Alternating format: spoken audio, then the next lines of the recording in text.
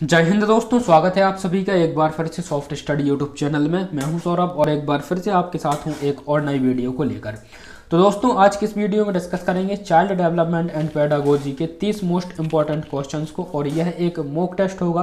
तो वीडियो को शुरू से लेकर एंड तक पूरा देखना है। इस वीडियो के माध्यम से आपको एक आइडिया लग जाएगा कि किस प्रकार के क्वेश्चन आपके एग्जाम में पूछे जाएंगे। जैसा कि आप जानते हैं, एमपीटेट वर्ग 3 की एग्जाम डेट आ चुकी थी और इसके एडमिट कार्ड रिलीज हो चुके हैं और आप सभी लोगों ने एडमिट कार्ड देख भी लिए होंगे। तो कमेंट बॉक्स में आपको ये जरूर बताना है कि आपका जो एग्जाम है कितनी तारीख को है। ठीक है, तो वीडियो को शुरू से एंड तक पूरा देखना है। ये सभी इंपॉर्टेंट क्वेश्चन है, यहाँ से कोई ना कोई क्वेश्चन आपके एग्जाम में डेफिनेटली पूछा जा सकता है।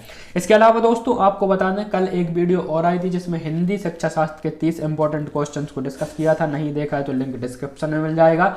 उससे पहले जीन पियाजे के संज्ञानात्मक विकास पर एक वीडियो आई थी, तो उसका लिंक भी आपको डिस्क्रिप्शन में मिल जाएगा। और चैनल पर बहुत सारी वीडियोस अपलोडेड है ऑलरेडी, तो आप चैनल को विजिट करके वीडियोस को देख सकते हैं, जिसमें एनवायरनमेंट की वीडियो आपको मिल जाएंगी। लगभग 40 से 50 वीडियोस एनवायरनमेंट की अपलोडेड है, जिसमें वहां पर आपको पेडागोजी का भी कंटेंट मिल जाएगा, साथ ही एनवायरनमेंट के टॉपिक वाइज सभी क्वेश्चंस मिल जाएंगे। इसके अलावा चाइल्ड डेवलपमेंट के भी बहुत सारी वीडियोस ऑलरेडी अपलोड है, तो उन्हें भी आप देख सकते हैं। और मैथ्स पेडागोजी की 4 वीडियोस हैं, जिसमें 100 मोस्ट इंपॉर्टेंट क्वेश्चंस को डिस्कस किया था मैथ पेडागोजी के। ठीक है, तो आप उसे भी देख सकते हैं। उन चारों वीडियो का लिंक आपको डिस्क्रिप्शन में मिल जाएगा। ठीक है, तो दोस्तों स्टार्ट करेंगे इस वीडियो को। वीडियो पसंद आए तो इसे ज़्यादा से ज़्यादा क्या करना है, लाइक करना है। चैनल पर नए हैं, अभी तक सब्सक्राइब नहीं किया है, तो यहाँ पर अपलोड किए गई वीडियो का नोटिफिकेशन आपको मिलता रहे, उसके लिए चैनल को सब्सक्राइब करें और बाजू में आए नोटिफिकेशन बेल को प्रेस करना ना भूलें, ताकि जैसे ही वीडियो अपलोड हो वैसे ही आपके पास नोटिफिकेशन सबसे पहले पहुंच जाए। तो दोस्तों स्टार्ट करेंगे इसे पहले क्वेश्चन के साथ में। और पहला क्वेश्चन आप स्क्रीन पर देख पा रहे हैं, लिखा हुआ है कि अभिप्रेरणा का वर्गीकरण होता है। अभिप्रेरणा का वर्गीकरण होता है, तो देखिए अभिप्रेरणा होती क्या है, सबसे पहले तो ये पता होना चाहिए। अभिप्रेरणा एक प्रकार से इसे हम इंग्लिश में बोलते हैं मोटिवेशन। जैसे मैं आपसे कहता हूं, यदि आप वर्ग 3 में आपका सिलेक्शन हो जाता है तो आपके पास सबसे पहले गवर्नमेंट जॉब होगी। ठीक है, आप भविष्य निर्माता कहलाएंगे। बच्चे जो भारत का या फिर जो देश का भविष्य कहे जाते हैं, उनको आप शिक्षा देंगे, इसलिए आप भविष्य निर्माता कहलाएंगे। साथ ही साथ समाज में आपका एक बहुत अच्छा लेवल होगा और आपके पास एक बहुत अच्छी सैलरी होगी। ठीक है, जिसके माध्यम से आप अपने जीवन को बहुत अच्छे तरीके से जीवन यापन कर पाएंगे। तो एक प्रकार से ये अभिप्रेरणा हो जाती है और इन बातों से आपको मोटिवेशन मिलता है, तो ये अभिप्रेरणा कार्य करती है। ठीक है, आपको प्रेरित करती है कोई भी कार्य को करने के लिए। तो देखिए अभिप्रेरणा का वर्गीकरण किस प्रकार से हो सकता है। यह 2 प्रकार से हो सकते हैं, जन्मजात भी हो सकता है, अर्जित भी हो सकता है। अर्जित जो मैंने आपको बातें बताई, इससे आपको अभिप्रेरणा मिलती है, आप प्रेरित होते हैं, तो ये एक अर्जित अभिप्रेरणा हो जाती है। जन्मजात की बात करें तो ये अभिप्रेरणा आपके अंदर से भी निकल सकती है, आपके मन से इस प्रकार के विचार उत्पन्न हो सकते हैं, तो ये जन्मजात अभिप्रेरणा इसे हम कह सकते हैं। ठीक है, तो ऑप्शन सी इसका करेक्ट हो जाएगा, जन्मजात तथा अर्जित। बढ़ते हैं नेक्स्ट क्वेश्चन की तरफ। अगला है, सीखने की प्रक्रिया में सीखने का स्थानांतरण हो सकता है। सीखने की प्रक्रिया में सीखने का स्थानांतरण हो सकता है, तो देखिए सकारात्मक, नकारात्मक, शून्य या फिर उपर्युक्त सभी। तो सीखने की प्रक्रिया में जो सीखने का स्थानांतरण होगा, कैसा, उपर्युक्त सभी। ये सकारात्मक भी हो सकता है, नकारात्मक भी हो सकता है सीखना, और शून्य भी हो सकता है। ठीक है, तो ऑप्शन डी करेक्ट हो जाएगा, उपर्युक्त सभी। बढ़ते हैं नेक्स्ट प्रश्न की तरफ। अगला है, निम्न में से कौन सा अंतर्दृष्टि द्वारा सीखने की व्याख्या करता है। अंतर्दृष्टि मतलब स्वयं के द्वारा। ठीक है, आपके मन शक्ति या फिर मन में उत्पन्न हुए विचारों के द्वारा सीखने की व्याख्या कौन सा करता है। तो ये क्या करता है दोस्तों, गेस्टाल्टवाद। क्या करता है, गेस्टाल्टवाद। ऑप्शन नंबर डी करेक्ट हो जाएगा, गेस्टाल्टवाद। जो गेस्टाल्टवाद होता है, ये इसका होता है, इसका क्या अर्थ होता है, गेस्टाल्टवाद का अर्थ होता है समग्र रूप से सीखना। ठीक है, कोई भी व्यक्ति जो होता है किसी वस्तु को आंशिक रूप से नहीं, अपितु क्या होता है, वह उसे पूर्ण रूप से सीखता है अंतर्दृष्टि के माध्यम से। ठीक है, ये गेस्टाल्टवाद का सिद्धांत है। ऑप्शन नंबर डी इसका करेक्ट हो जाता है। ठीक है, बढ़ते हैं अगले प्रश्न की तरफ। अगला है, किस मनोवैज्ञानिक के ने सीखने की सामग्री के रूप में निरर्थक शब्दों का प्रयोग किया। किस मनोवैज्ञानिक ने सीखने की सामग्री के रूप में निरर्थक शब्दों का प्रयोग किया है। ठीक है, तो किसने किया है, एबिंगहॉस ने। ऑप्शन नंबर डी करेक्ट हो जाएगा, एबिंगहॉस। ठीक है, नेक्स्ट क्वेश्चन की तरफ बढ़ते हैं। सीखने के नियम का प्रतिपादन किसने किया है? सीखने का नियम किसने दिया है? तो देखिए दोस्तों, सीखने के नियम के जो प्रतिपादक हैं कौन है? थॉर्नडाइक है। ऑप्शन नंबर सी करेक्ट हो जाएगा। सीखने के नियम के प्रतिपादक कौन है? थॉर्नडाइक है। ठीक है, ऑप्शन सी इसका करेक्ट हो जाता है। अब इन्होंने नियम दिया है सीखने का, तो कौन कौन से नियम बताए हैं थॉर्नडाइक ने? तो एक तो बताया आपका प्रभाव का नियम, लॉ ऑफ अफेक्ट। दूसरा जो नियम दिया है इन्होंने तत्परता का नियम दिया है। तीसरा जो नियम दिया है क्या क्या है? अभ्यास का नियम दिया है। तो इनके अधिगम के नियम या फिर सीखने के नियम हो जाते हैं प्रभाव का, तत्परता का और अभ्यास का नियम, जो कि थॉर्नडाइक द्वारा बताए गए हैं। ठीक है, नेक्स्ट क्वेश्चन की ओर चलते हैं। अगला है क्वेश्चन नंबर 6। सीखना है। सीखना क्या है? सीखना किस प्रकार की प्रक्रिया? सीखना या फिर अधिगम क्या है? तो देखिए, सीखना दोस्तों व्यवहार में परिवर्तन लाता है। ठीक है, अनुभव तथा अभ्यास का परिणाम होता है सीखना। व्यवहार में अपेक्षाकृत स्थायी परिवर्तन भी सीखने के द्वारा, अधिगम के द्वारा प्राप्त होता है। तो इसका भी जो ऑप्शन हो जाएगा डी हो जाएगा, उपर्युक्त सभी। ठीक है, सीखना ये सभी है, व्यवहार में परिवर्तन है, अनुभव तथा अभ्यास के अनुभव था, अभ्यास का परिणाम है सीखना। व्यवहार में अपेक्षाकृत स्थायी परिवर्तन लाना भी क्या होता है? सीखना होता है। ठीक है, ऑप्शन डी करेक्ट हो जाएगा, उपर्युक्त सभी। बढ़ते हैं नेक्स्ट प्रश्न की तरफ। अगला है शारीरिक वृद्धि।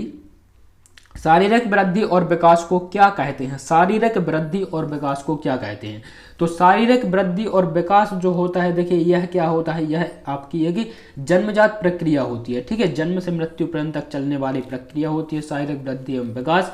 तो यह क्या होती है दोस्तों? अभिवृद्धि। इसे हम क्या कहते हैं? अभिवृद्धि। ऑप्शन नंबर बी करेक्ट हो जाएगा, अभिवृद्धि के नाम से इसे हम जानते हैं। नेक्स्ट क्वेश्चन है चिंतन संज्ञानात्मक पक्ष में एक मानसिक क्रिया है। चिंतन संज्ञानात्मक पक्ष में एक मानसिक क्रिया है, यह कथन किसने दिया है? चिंतन संज्ञानात्मक पक्ष में एक मानसिक क्रिया है, यह कथन किसने दिया है? तो यह कथन किसने दिया है दोस्तों? यह कथन दिया है रॉस ने। ऑप्शन नंबर डी करेक्ट हो जाएगा, रॉस के द्वारा यह कथन दिया गया है। ठीक है, तो आपको ये कथन याद रखने हैं। यहाँ से एक क्वेश्चन 100% पूछा जाता है कि दिया हुआ कथन किसके द्वारा दिया गया है। ठीक है, तो यह चिंतन संज्ञानात्मक पक्ष में एक मानसिक क्रिया है, यह रॉस का कथन है। ठीक है, नेक्स्ट क्वेश्चन है बालक मनोविज्ञान के आधार पर कौन सा कथन सर्वोत्तम है? बाल मनोविज्ञान के आधार पर कौन सा कथन सर्वोत्तम है? तो बाल मनोविज्ञान के आधार पर कौन सा कथन सर्वोत्तम है? तो देखिए, सबसे पहले कथनों को देख लेते हैं और सर्वश्रेष्ठ कथन को यहाँ पर हम चयन करेंगे। सारे बच्चे एक जैसे होते हैं, कुछ बच्चे एक जैसे होते हैं, कुछ बच्चे एक विशिष्ट होते हैं। ठीक है, प्रत्येक बच्चा विशिष्ट होता है। तो देखिए, बाल मनोविज्ञान के आधार पर जो सर्वोत्तम कथन यहाँ पर है क्या होता है? प्रत्येक बच्चा विशिष्ट होता है। प्रत्येक बच्चा विशिष्ट होता है, अपने आप में प्रत्येक बच्चा विशिष्ट होता है। ठीक है, ऑप्शन नंबर डी इसका करेक्ट हो जाता है। नेक्स्ट प्रश्न है बाल मनोविज्ञान का केंद्र बिंदु कौन सा है? बाल मनोविज्ञान का केंद्र बिंदु कौन सा है? तो बाल मनोविज्ञान का केंद्र बिंदु यहाँ पर कौन सा है दोस्तों? बालक। ठीक है, बाल मनोविज्ञान का केंद्र बिंदु कौन सा है?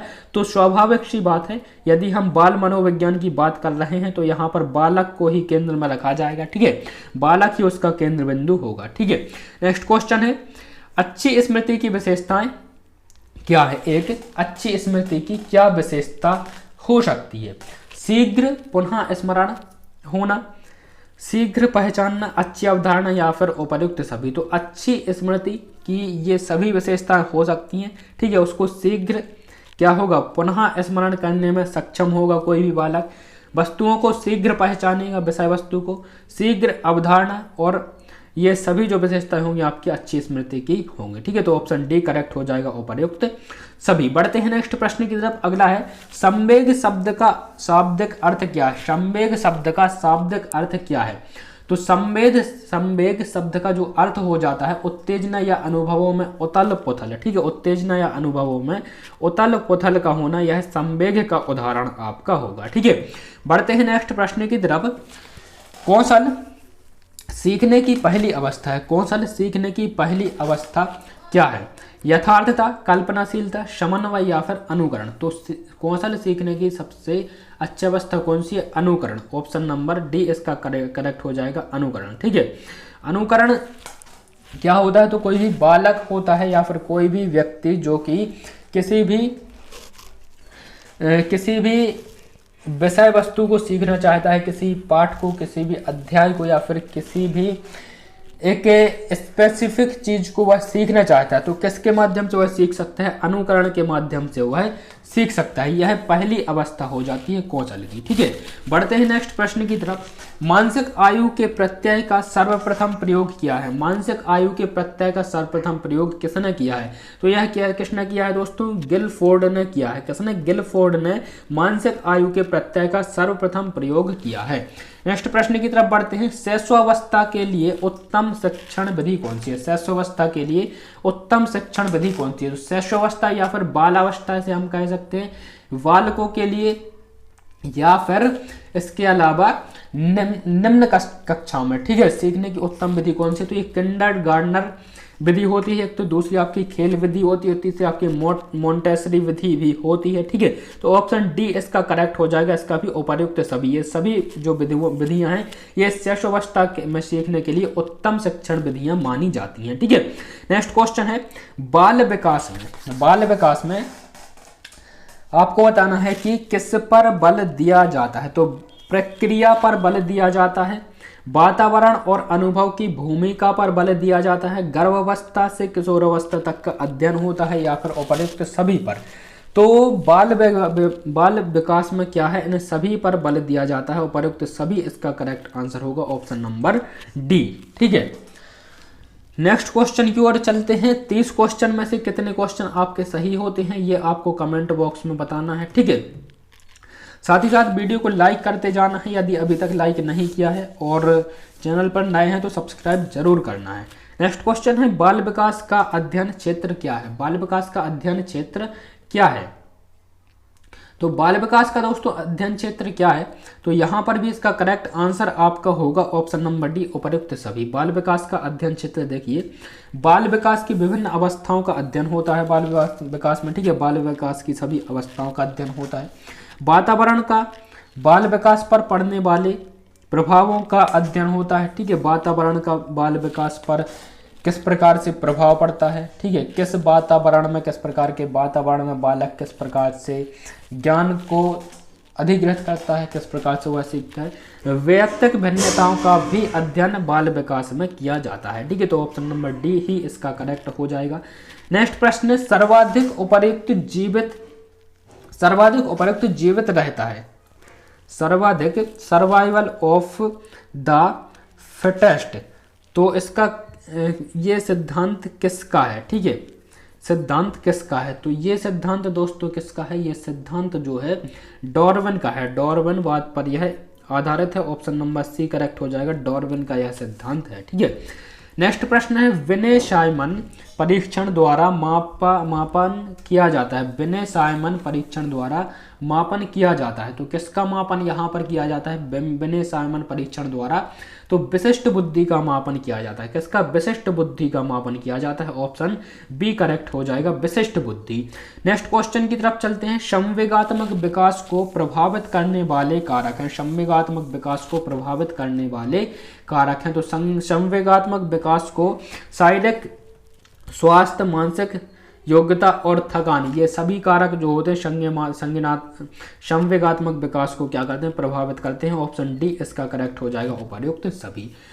बढ़ते हैं अगले प्रश्न की तरफ। अगला प्रश्न है सामाजिक प्रत्याशाओं के अनुरूप व्यवहार की योग्यता का अधिगम सामाजिक विकास कहा जाता है। यह कथन किसका है, सामाजिक प्रत्याशाओं के अनुरूप व्यवहार की योग्यता का अधिगम सामाजिक विकास कहा जाता है। यह कथन किसका है, तो यह कथन दोस्तों किसका है, यह कथन है आपका ऑप्शन नंबर ए, हॉरलॉक का। ठीक है, किसका, हॉरलॉक का यह कथन है। यह कथन भी आपको याद रखना है। नेक्स्ट क्वेश्चन है सीखने का सर्वाधिक उपयुक्त अर्थ क्या है। सीखने का सर्वाधिक उपयुक्त अर्थ क्या है, तो सीखने का जो सर्वाधिक उपयुक्त अर्थ है व्यवहार में परिमार्जन, व्यवहार में परिमार्जन होना, ऑप्शन नंबर सी करेक्ट हो जाएगा, सीखने का सर्वाधिक उपयुक्त अर्थ हो जाता है। अगला क्वेश्चन है वाणी दोष नहीं है। वाणी दोष निम्नलिखित में से कौन सा नहीं है, ध्वनि परिवर्तन और स्पष्ट उच्चारण।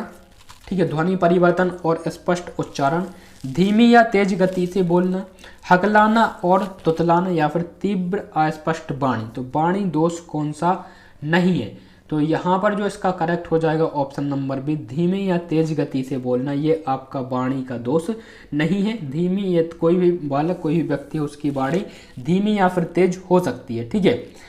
हकलाना और तुतलाना ये एक वाणी दोष है। तीव्र अस्पष्ट वाणी का होना यह एक वाणी दोष है। ध्वनि परिवर्तन और अस्पष्ट उच्चारण यह भी एक वाणी दोष हो जाते हैं, तो ऑप्शन बी इसका करेक्ट होगा। बाकी के आपके वाणी दोष हैं तो ये भी आपको याद रखने हैं कौन कौन से वाणी दोष हैं, ठीक है। नेक्स्ट क्वेश्चन है, प्राथमिक स्तर पर मूल्यों की शिक्षा देने की सर्वोत्तम विधि कौन सी है? प्राथमिक स्तर पर मूल्यों की शिक्षा देने की सर्वोत्तम विधि कौन सी है? तो देखिए, मूल्य होते हैं अध्यापक के व्यवहार में मूल्यों का स्थान, ठीक है। तो प्राथमिक स्तर पर देखिए, अध्यापक के व्यवहारों में यदि मूल्यों को स्थान दिया जाए तो ये जो है सर्वोत्तम विधि होगी मूल्यों की शिक्षा देने की बालकों को, ठीक है। ऑप्शन सी इसका करेक्ट हो जाएगा। नेक्स्ट प्रश्न, मूल्यों के वर्गीकरण में सम्मिलित नहीं है। मूल्यों के वर्गीकरण में सम्मिलित नहीं है, तो क्या मूल्यों के वर्गीकरण में सम्मिलित नहीं? येन केन प्रकारण धनार्जन का मूल्य जो है यह मूल्यों के वर्गीकरण में सम्मिलित नहीं है। ऑप्शन बी इसका करेक्ट हो जाएगा, ठीक है। नेक्स्ट क्वेश्चन है, व्यक्तित्व के संगठन का स्वरूप है। व्यक्तित्व के संगठन का स्वरूप है सामाजिक, आर्थिक, मनोवैज्ञानिक, शारीरिक, सामाजिक, राजनीतिक या फिर मनोवैज्ञानिक, आध्यात्मिक, ठीक है। तो इसका जो करेक्ट आंसर हो जाएगा क्या हो जाएगा आपका? व्यक्तित्व के संगठन का स्वरूप है, तो ऑप्शन बी मनोवैज्ञानिक एवं शारीरिक। ऑप्शन नंबर बी करेक्ट हो जाएगा, मनोवैज्ञानिक एवं शारीरिक व्यक्तित्व के संगठन का स्वरूप है। नेक्स्ट क्वेश्चन है, आत्मकेंद्रित व्यक्ति होता है। आत्मकेंद्रित व्यक्ति होता है, तो आत्मकेंद्रित व्यक्ति कौन सा होता है? बहिर्मुखी व्यक्ति। बहिर्मुखी ये कुछ व्यक्तियों की विशेषता है, जैसे कि अंतर्मुखी जो कि स्वयं में ही लीन रहता है, ठीक है।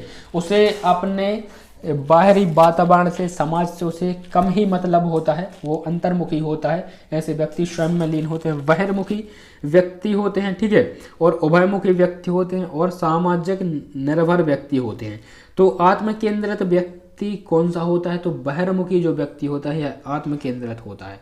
नेक्स्ट क्वेश्चन है, अपने ऊर्जा बल को बाहर की ओर अभिव्यक्त करने वाले व्यक्ति का प्रकार होता है। अपने ऊर्जा बल को बाहर की ओर अभिव्यक्त करने वाले व्यक्ति का प्रकार होता है, तो ये किस प्रकार के व्यक्ति होते हैं? बहिर्मुखी व्यक्ति होते नहीं, किस प्रकार के होते हैं? ये कलात्मक व्यक्तित्व होते हैं, ठीक है। अपने ऊर्जा बल को बाहर की ओर अभिव्यक्त करने वाले व्यक्ति किस प्रकार के होते हैं? कलात्मक व्यक्ति होते हैं। ऑप्शन बी करेक्ट हो जाएगा। नेक्स्ट है, कक्षा 4 का एक बच्चा सदैव चिंतित और कुंठित रहता है। कक्षा 4 का एक बच्चा है, आप एक शिक्षक हैं, प्राइमरी शिक्षक हैं, ठीक है, वर्ग 3 के शिक्षक हैं।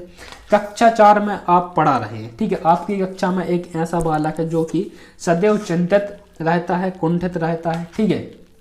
कह सकते हैं कि वो स्वयं में लीन रहता है, ठीक है। इस प्रकार से आप क्या करेंगे? आपका कार्य क्या होना चाहिए? उसके अभिभावक से शिकायत करेंगे, मनोचिकित्सक के पास ले जाएंगे, स्वयं परामर्शदाता की भूमिका का निर्वाह करेंगे या उसे उसके भाग्य पर छोड़ देंगे। तो इसका जो क्या हो जाएगा, सबसे सही उपयुक्त आंसर हो जाएगा। सबसे पहले आपको क्या करना चाहिए? स्वयं एक परामर्शदाता की भूमिका में आना चाहिए। इस प्रकार के बच्चों से आपको बात करनी चाहिए, उनकी चिंता क्या है, कुंठित क्यों है, ठीक है, उसके समझने का प्रयास करना चाहिए। अब देखिए, कक्षा 4 का बच्चा है तो कोई बहुत बड़ी समस्या तो उसके साथ कोई होगी नहीं ऐसी, ठीक है। कोई व्यक्तिगत समस्या हो सकती है, कोई घरेलू समस्या हो सकती है, या फिर कोई हो सकता है कोई आपके क्लास में ही उसकी कोई ऐसी समस्या हो जिसके माध्यम से वो चिंतित रहता है। तो आप स्वयं एक परामर्शदाता की भूमिका का निर्वाह करके उसकी इस समस्या का समाधान कर सकते हैं, उसे चिंता से आप मुक्त करा सकते हैं, ठीक है। इसलिए ऑप्शन सी इसका करेक्ट होना चाहिए। सर्वप्रथम आपका यही कार्य होना चाहिए, ठीक है। बढ़ते हैं नेक्स्ट प्रश्न की तरफ। अगला है, भाषा विकास का सिद्धांत नहीं है। भाषा विकास का सिद्धांत नहीं है निम्नलिखित में से, तो कौन सा नहीं है? ऑप्शन ए है अनुबंधन का सिद्धांत, अनुकरण का सिद्धांत, अतिरिक्त शक्ति का सिद्धांत या परिपक्वता का सिद्धांत। तो यहाँ पर जो हो जाए अतिरिक्त शक्ति का सिद्धांत। ऑप्शन सी अतिरिक्त शक्ति का सिद्धांत यहाँ पर सही हो जाएगा। भाषा विकास का सिद्धांत यह है नहीं है, ऑप्शन सी करेक्ट हो जाएगा, अतिरिक्त शक्ति का सिद्धांत। तो दोस्तों ये था बाल विकास एवं शिक्षा शास्त्र का एक मॉक टेस्ट। 30 क्वेश्चन में से कितने क्वेश्चन आपके सही हुए हैं ये आपको कमेंट बॉक्स में बताना है। इसके अलावा मैं आपकी स्टडी में किस प्रकार से हेल्प कर सकता हूं, किस प्रकार से आपकी मदद कर सकता हूं, आपके पास कौन सा स्टडी मटेरियल नहीं है, क्या आपको नहीं मिल रहा है स्टडी करने के लिए, ये आप कमेंट बॉक्स में आप बता सकते हैं, तो मैं आपको वो स्टडी मटेरियल प्रोवाइड करा दूंगा। ठीक है, आपकी मदद करने में मुझे बेहद खुशी होगी। इसके अलावा आप ये PDF डाउनलोड करना चाहते हो तो आप हमारे टेलीग्राम चैनल को विजिट कर सकते हैं। टेलीग्राम पर यदि आप सर्च करेंगे सॉफ्ट स्टडी तो वहां पर आपको चैनल मिल जाएगा, जिसे आप ज्वाइन करके इस PDF को, बिल्कुल इस PDF को, इसके अलावा और भी PDF जो यहाँ पर लाई जाती है सभी को आप बिल्कुल मुफ्त में डाउनलोड कर सकते हैं। तो ये थी दोस्तों वीडियो, ज़्यादा से ज़्यादा लाइक करें, शेयर करें, चैनल पर नए हैं तो सब्सक्राइब करके बेल नोटिफिकेशन को प्रेस करना ना भूलें। बहुत जल्द और भी सब्जेक्ट पर वीडियो आएंगी तो नोटिफिकेशन बेल को प्रेस करें। मुलाकात होगी आपसे नेक्स्ट वीडियो में, तब तक के लिए नमस्कार, जय हिंद, वंदे मातरम, धन्यवाद।